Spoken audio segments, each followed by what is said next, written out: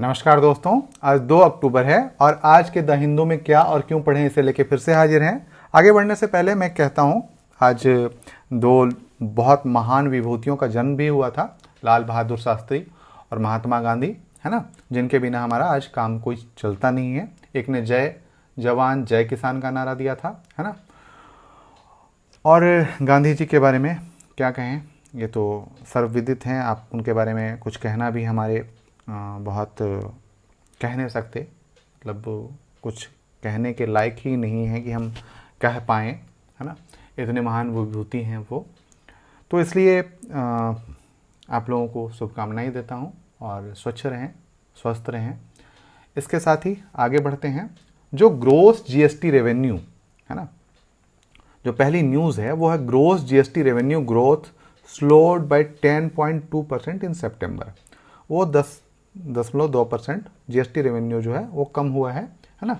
तो ये आपको यहाँ पे देखना है, ये देखना है कि आप क्या लगातार वो बढ़ा है, लगातार वो घटा है। इस तरीके के प्रश्न यूपीएससी कभी कभी पूछता है कि वो लगातार बढ़ा है या लगातार मतलब कम हुआ है। सामान्यतः लगातार बढ़ा हुआ पूछता है, क्योंकि कम तो कोई मानेगा नहीं, है ना। तो ये आपको ध्यान में रखना है। सितंबर 2021, 2022, 2023 का दिया हुआ है, तो आप इसको थोड़ा सा ध्यान से देखेंगे इंडेक्स को। इसके बाद है oil firms raise ATF and LPG and commercial LPG prices. जो तेल संस्थाएं हैं उन्होंने एयर ट्रैफिक फ्यूल उनका बढ़ा दिया है पैसा, और एविएशन टरबाइन फ्यूल होता है एटीएस याद आ जाता है, एटीसी एयर ट्रैफिक कंट्रोलर होता है, तो वो याद आ गया। एयर एविएशन टरबाइन फ्यूल होता है, या जेट फ्यूल के कहते हैं, या एक तरीके से कहें परिशोधित किरोसिन, है ना, तो वो होता है। और उसके और एलपीजी जो कमर्शियल हैं उनके दाम बढ़ा दिए हैं, तो इस पे एक बड़ा असर पड़ेगा। एक तो हवाई किराया बढ़ जाएगा, दूसरा जो फूड के खाने के प्राइसेस हैं जो हम बना बनाया मंगवाते हैं उसके दाम बढ़ सकते हैं। तो ये मामला है, और ये अभी थोड़ा सा एक चिंतनीय विषय है। यदि बढ़ता है तो, चूँकि अंतर्राष्ट्रीय स्तर पे दाम बढ़ रहे हैं तो ये बढ़ाया गया है, इसको आपको देखना है। इसके बाद जो देखना है वो हमें पेज नंबर 8 पे देखना है। तो पेज नंबर 8 पे चलते हैं। India's statistical performance on the global stage. वैश्विक मंच पर भारत का जो क्या मतलब एक परफॉर्मेंस रहा है, तो ये आपको देखना है ना। Statistical performance indicators ranks India 67 among 174 countries in 2029 analysis reveals both short coming and commendable performance in various aspect of SPI. तो आप एसपीआई के बारे में ये पूरा दिया गया है, तो आप इसको पढ़ लेंगे एक बार, है ना। किस तरीके से मतलब किन किन क्षेत्रों में क्या भारत का क्या स्थान रहा है, इसके बारे में यहाँ बात की गई है। इसके बाद पेज नंबर 8 पे ही हमें पढ़ना है a time to articulate new constitutional idea for India, है ना। अब नया संवैधानिक जो आइडियाज़ हैं या वो थॉट हैं या किस प्रकार की चीज़ें हैं, इसको हम कैसे ला सकते हैं, या एक टाइम है जिसको हम बदल सकते हैं या चीज़ों को बेहतर कर सकते हैं, इसके बारे में बात की गई है। जैसे the government of India is on a mission to decolonize the country, है ना।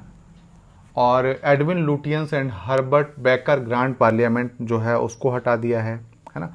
इस तरीके से उसके बाद has just given Vimal Patel's modern reinterpretation the name Bharat is being used more frequently to describe the country challenging the monopoly of India so far name। मतलब इस तरीके की बदलाव जो क्या क्या किए जा रहे हैं भारत में, किस तरीके के बदलाव हो रहे हैं और क्या हमें करना चाहिए, किस तरीके की चीज़ें हमें बदलनी चाहिए, हिंद स्वराज या मतलब एक आइडिया जो है उसको हम एक अभी जो हम ला रहे हैं या ला पा रहे हैं, इसके बारे में एक चर्चा की गई है, तो आप इसको देख सकते हैं।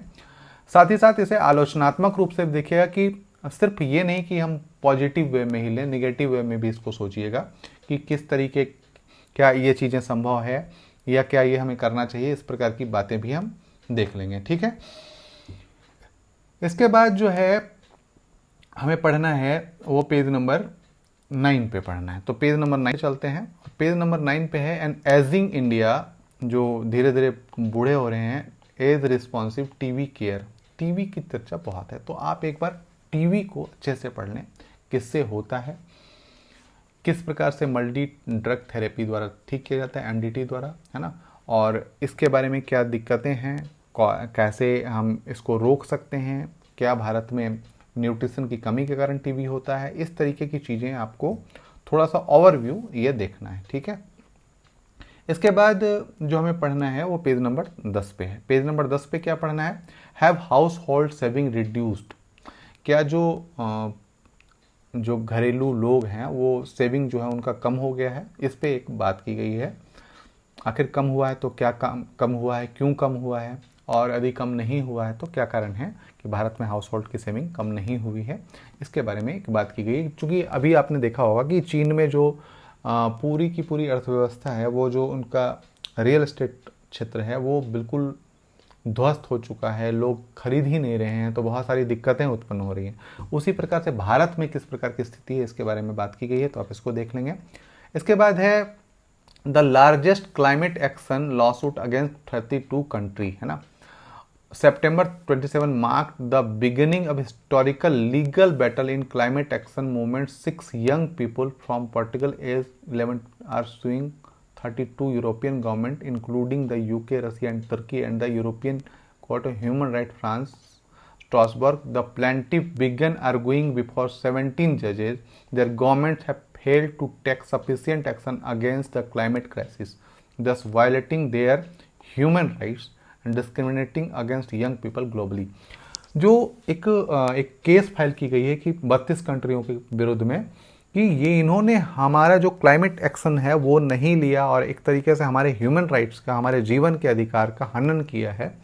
क्योंकि ये यदि पर्यावरण को नहीं बचाएंगे तो हम अच्छी जगह पे नहीं रह पाएंगे, या आने वाले दिनों में हमें बहुत ही गहरी चुनौतियों, पर्यावरणीय गहरी चुनौतियों का सामना करना पड़ेगा, और इसके खिलाफ उन्होंने केस किया है। तो आप इसे पढ़ें, बहुत मज़ेदार है ना।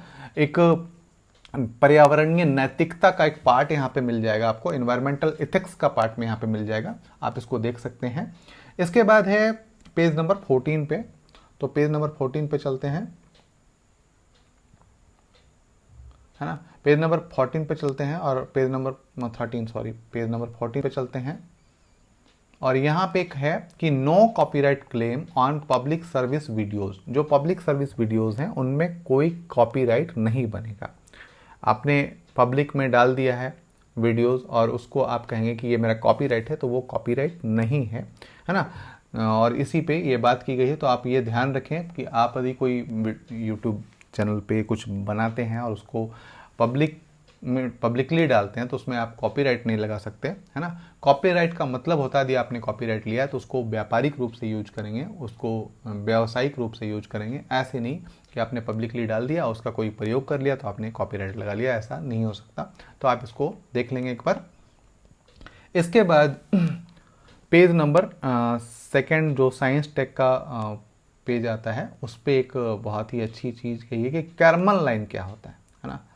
Karman line, where space begins, है ना। कर्मन लाइन क्या है, आप इसको जरूर पढ़ेंगे, है ना।